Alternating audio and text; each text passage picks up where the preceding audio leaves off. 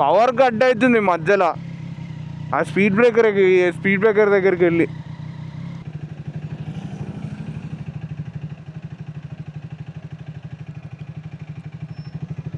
వస్తుందా? వెళ్ళి స్లిప్ తీసుకొని రావాలా మళ్ళా. Hello everyone, welcome to my YouTube channel. This is Abhinav. Today we are going on a breakfast ride. So బేసిక్గా ఇట్స్ బీన్ లైక్ 1 month నేను last video upload చేసి. ఆ 1 monthలో 10 days bike was at service center. ఈ story I will tell you guys today. బేసిక్గా దానికోసమని separate video చేయాలనిపించలేదు, దాంట్లో ఎక్కువ కంటెంట్ లేదు.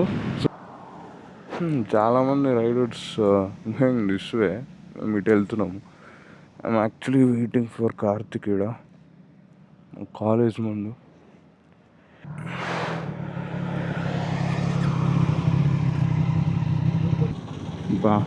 బండి మొత్తం బుడద అవుతుంది ఇప్పుడు. సో ఈ 10 days ఎందుకు సర్వీస్ సెంటర్లో ఉన్నానో ఇప్పుడు చెప్తా. బేసిక్గా నాకు this exhaust issue, tappet issue ఇది ఉందని నేను చాలా వీడియోలలో చెప్పిన. అండ్ వన్ మోర్ థింగ్, నా right side folk seal break అయింది. సో రైట్ సైడ్ బ్రేక్ అయింది కాబట్టి 2 మారుద్దాం అనుకున్నా. రీజన్ ఏంటంటే, ఫస్ట్ నా రైట్ సైడ్ పోయినప్పుడు రైట్ సైడ్ ఒకటే మార్పిస్తే ఏమైందంటే, కొన్ని రోజుల తర్వాత లెఫ్ట్ పోయినాక ఒక 5 monthsకి ఇప్పుడు రైట్ పోయింది. సో అందుకని 2 మారుస్తే మేబీ ఒకటి పాడైనప్పుడు ఇంకో దానిపైన లోడ్ ఎక్కువ అయ్యి అది ఈవెన్చువల్గా పాడవుతుందని సో 2 మార్పిచ్చేసిన. Will see what will happen. మళ్ళా ఫోక్ సీళ్ళు తొందరలో బ్రేక్ కావని అనుకుంటున్నా. అండ్ ఇంకోటి ఏంటంటే, bike was there for 9 days. 9 daysలో ఏం జరిగిందంటే, నా ట్యాపెట్స్ ఇష్యూ సాల్వ్ చేసిరు. బేసిక్గా వాళ్ళకి కంప్లీట్ పిక్చర్ లేదు వాట్ ఈస్ ద ప్రాబ్లమ్ అని. So at least they try to do something. అట్లా ట్యాపెట్స్ చేంజ్ అయినాయి. ఇప్పుడు నాకు ట్యాపెట్స్ చేంజ్ అయినాక ఇంకా క్యామ్ షాఫ్ట్ 2 చేంజ్ అయినాయి అని చెప్పిండు. నాకు బిల్లు రాలే వారంటీది, నాకు ఓన్లీ ఫోక్స్ బిల్లు ఒకటే వచ్చింది. సో ఆ ఇష్యూ అయితే రిజాల్వ్ అయ్యింది. బేసిక్గా ట్యాపెట్స్ వల్ల వైబ్రేషన్స్ వస్తుండే ముందు, ఇప్పుడు ట్యాపెట్స్ వల్ల వైబ్రేషన్స్ రావట్లే. మేబీ నాకు 2 issues ఉంటే దే ఫౌండ్ ఒకటే ఇష్యూ. సో నాకు tappets issue and this exhaust issue ఉన్నట్టుంది. సో బేసిక్గా ఫస్ట్ బ్యాచ్ బైక్స్కి ఇట్లా నార్మల్గా ఇష్యూస్ ఉంటే దే విల్ ట్రై టు. ఈ రోడ్లు ఎందుకు వేస్తారా బాబు? మొన్ననే ఫోక్ సీల్ చేయించిన, అప్పుడే దిస్ టైప్ ఆఫ్ గుంతాస్ ఆన్ ద రోడ్. ర్యాండమ్గా సగం తీసిర్రు. ఒకవేళ పైప్ లైన్ అంటే మొత్తం ఈ నుండి ఆడ వరకు తీస్తారు.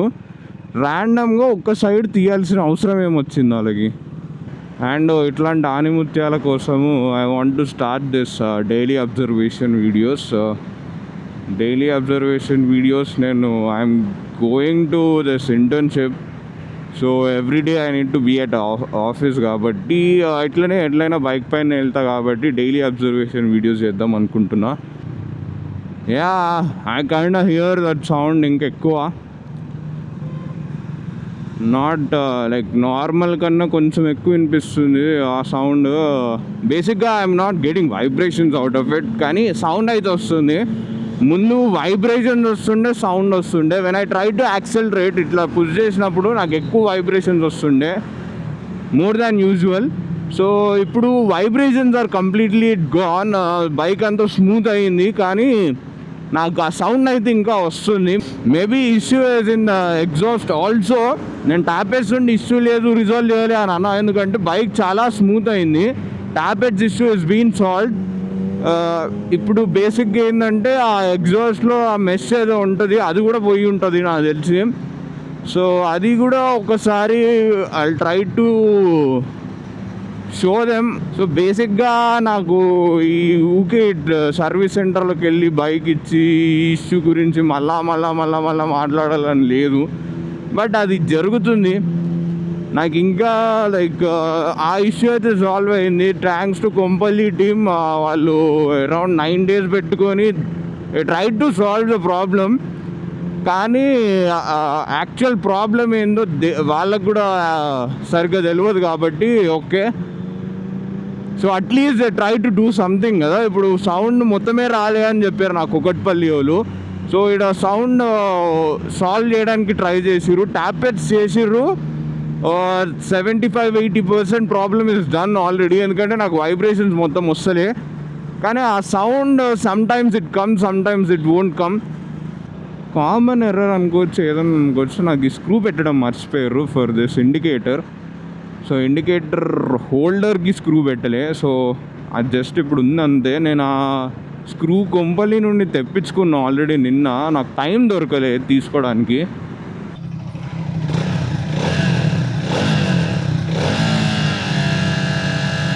That is the sound, ringing sound. ఇప్పుడు వినిపించిందా అని అనుకుంటా. దానికి వెనకాల అది లేదు. ఏదన్నా కింద పడితే పడిపోయిందన్న పడితే ఎవడు ఏం చేస్తాడు? దిమాగ్ ఉండదు మనుషులకి. మొన్న న్యూస్లో వచ్చింది లైక్ పెద్ద రాక్ వచ్చి రోడ్ పైన పడ్డది, అన్నీ అయినట్టుంది. అందుకే whole construction team is going on.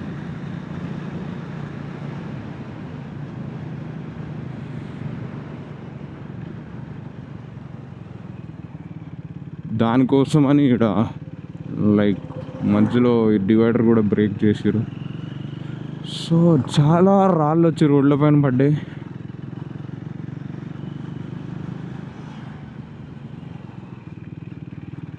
And coming to ట్రక్స్టన్ 400, బేసిక్గా ఆ సిట్టింగ్ పొజిషన్ అంతా మంచిగానే ఉంది.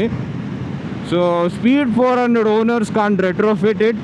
క్లిప్ ఆన్స్ రెట్రోఫిట్ చేయడానికి లేదు, ఎందుకంటే they have revised T stem as well. బేసిక్గా ఆ టీ స్టెమ్ దీనికి పెట్టడానికి లేదు, ఎందుకంటే హెడ్ లైట్, ఈ కన్సోల్ ఇంకా అన్నీ are connected to this T stem కాబట్టి ట్రక్స్టన్ 400లో దానికి లేదు direct connection. And clip-ons కొంచెం ఇక్కడ స్పేస్ కొంచెం ఎక్కువ కావాలి దానికి టు ఇన్స్టాల్ ఆల్సో. సో ఇవన్నీ లైక్ బ్రెయిన్లో పెట్టుకుంటే we can't retrofit Thruxton 400s clip-ons on our bike. I thought మంచిగా ఫస్ట్ పార్టీ clip-ons వస్తాయి పెట్టుకుందామని, but that's not the case. అవి నాకు కొంచెం ట్రక్స్టన్ వచ్చిన తర్వాత మోటివేషన్ వస్తుంది to try clip-ons on speed 400. చాలామంది ఐఎమ్ సీయింగ్ ఆన్ ఇన్స్టాగ్రామ్, చాలామంది clip-ons పెట్టిస్తున్నారు. So it looks good. Thruxton కన్నా బెటర్ అనిపించింది నాకు. So will see in the future I will try to do that. మొన్న like what do you call, వర్షాలు ఎక్కువైనప్పుడు దీని మీద నుండి ఫ్లో అయినాయి, అప్పుడే మేబీ దిస్ సైడ్ రైలింగ్స్ అన్నీ పోయినాయి.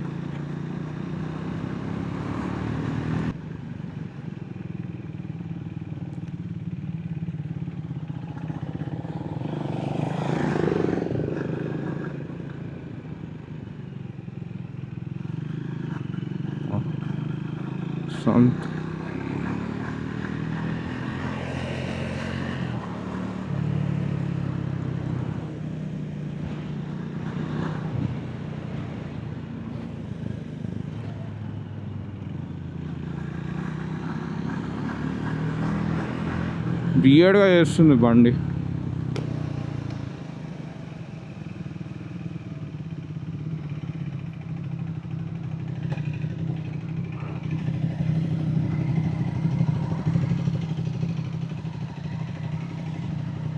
పవర్ కట్ అవుతుంది మధ్యలో ఆ స్పీడ్ బ్రేకర్ దగ్గరికి వెళ్ళి. నాకు మధ్యలో పవర్ కట్ అవుతుంది అన్న ఫీలింగ్ వచ్చింది.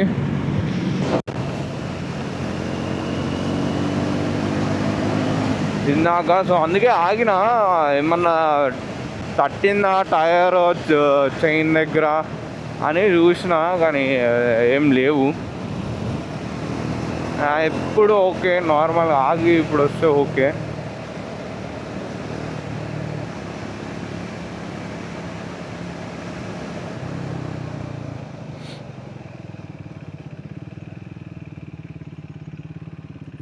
అమ్మా ఇదేం రోడ్ రా బాబు, రోడ్ కూడా కాదు, డైరెక్ట్ రోడ్ నుండి మట్టిలోకి పంపించేసిండు.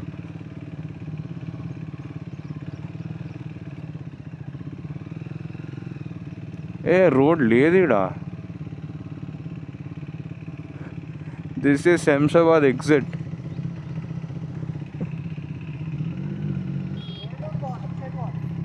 పోతుందంట,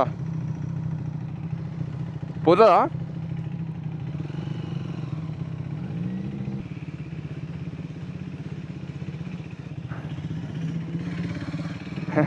at least we are on to the highway. Correct స్పాట్లోనే వచ్చినాము. సో మీకు చెప్పలే కదా, we wanted to go to airport దగ్గర బ్రేక్ఫాస్ట్ చేద్దాం అనుకున్నాము. యూజువల్గా హైవేస్ పైన వెళ్తున్నాం కదా, ఇక ఇది కూడా ఎక్స్పీరియన్స్ చేద్దాం అన్నట్టు ఇట్లా వచ్చినాము. ఒకసారి నేను హెల్మెట్ తీసేసి ఐ ట్రై టు రైడ్ కొంచెం దూరము. I need to know what is going on. నాకు వియర్డ్గా అనిపిస్తుంది బండి. ఆఫ్ ద వే పాయింట్ మంచిగా వచ్చిన బైక్ పార్కింగ్ సరే. Okay, thank you. ఎటు నుండి?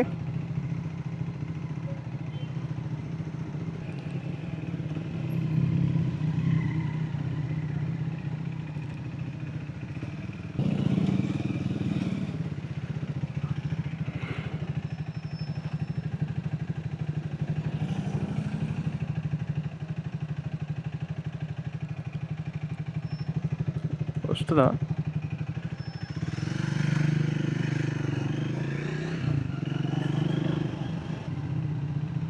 ఇక్కడ పెట్టేస్తున్నాము.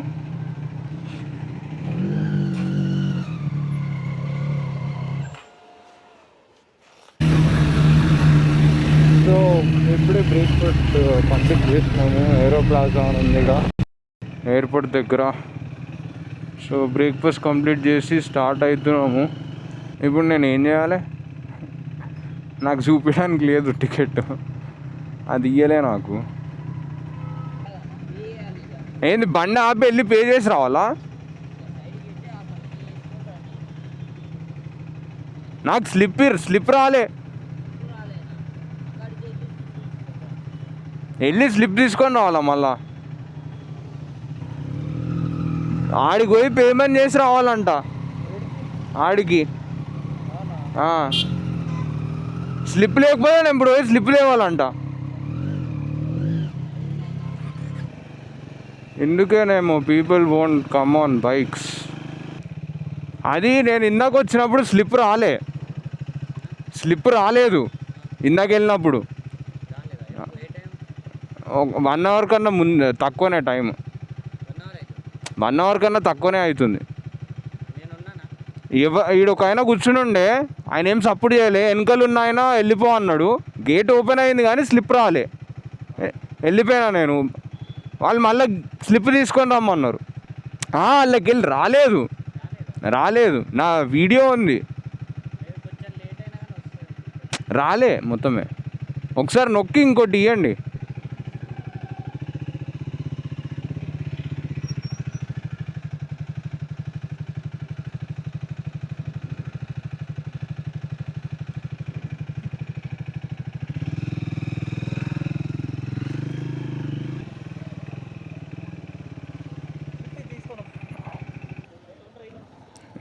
నా ఒక్కరికి కాదు ఇష్యూ, చాలామందికి ఉంది.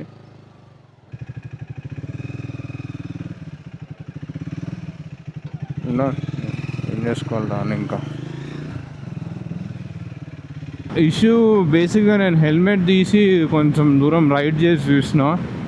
సో ఏంటంటే చైన్ చాలా లూజ్ అయిపోయింది. ఎందుకో తెలియదు, సడన్గా ఇట్ హ్యాపెండ్. లైక్ ఆడి వరకు ఒక పాయింట్ వరకు మంచిగా ఉండే, లైక్ నో ఇష్యూస్. పవర్ బ్యాండ్లో కానీ నార్మల్గా పుల్లులో కానీ నాకేం సౌండ్ ఏం రాలే చైన్ నుండి. సడన్గా it started cutting power. Then ఇప్పుడు చూస్తే చైన్ లూజ్ ఉంది. సో ఒకసారి నేను చైన్ టైట్ చేయించి అప్పుడు కంక్లూజన్కి వస్తా.